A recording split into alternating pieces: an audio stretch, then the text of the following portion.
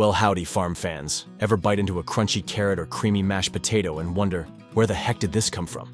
Let me tell you, it didn't start in a grocery store. It started in the dirt, with giant machines, hard work, and a whole lot of mud.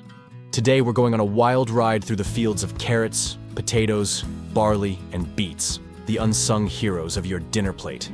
These ain't just veggies. They're millions of tons of produce, shipped from the farm straight to the good old US of A. Let's crank it up and get growing. Carrots are the divas of the root world, dramatic, vibrant, and easily bruised. To keep them sweet and snappy, farmers use high-tech harvesters that look like something out of a sci-fi movie. First, the tops of the carrots are trimmed off by spinning blades that move faster than a squirrel on espresso.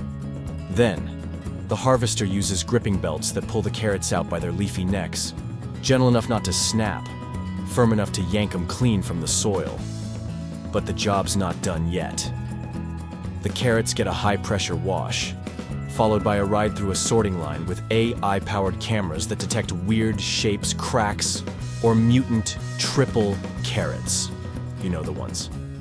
Did you know? Some farms in California harvest over 1,000 acres of carrots every week, with each acre yielding up to 30 tons. That's a lot of carrot sticks for your lunchbox.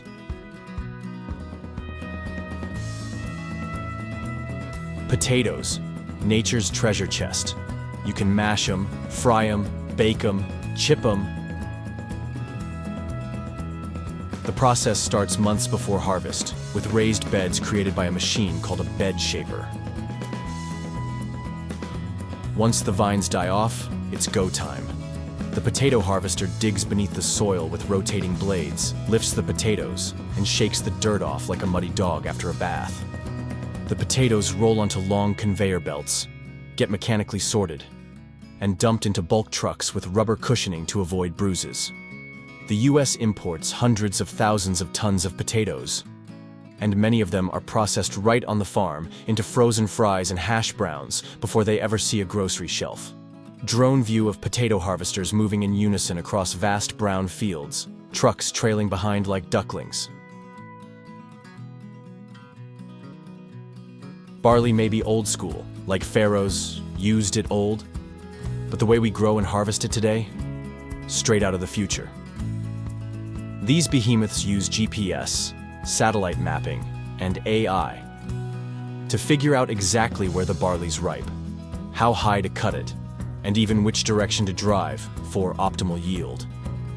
The combine cuts the stalks, separates the grain, and dumps the clean barley into trailers without a single human touch. And where does all that barley go? Some into animal feed, some into health food. But let's be honest, a good chunk ends up in your favorite beer. Cheers to that. The US imports barley from Canada, Argentina, and even Chile during off-season months to keep breweries running year-round. That's dedication to happy hour.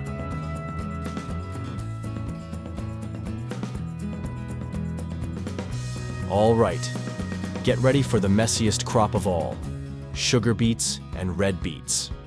These things bleed redder than a horror movie. Ever chopped one? Your cutting board still has PTSD. Harvesting beets takes heavy-duty lifters with steel claws that dive into the dirt, grab the beet, and yank it up while spinning off the leaves like a built-in blender. Then they bounce into waiting trailers, looking like purple bowling balls. A huge portion of sugar in the US comes from sugar beets, not sugarcane. These roots get boiled down, evaporated, and crystallized into the white stuff you dump into your coffee every morning. Also, don't sleep on red beets. They're used in juice cleanses, natural dyes, and even sports drinks for their performance-boosting nitrates. Close-up of beet lifters shaking soil loose, beet juice dripping on machinery, steam rising at processing plants. Oddly satisfying and a little gross. So how do these crops end up on American plates?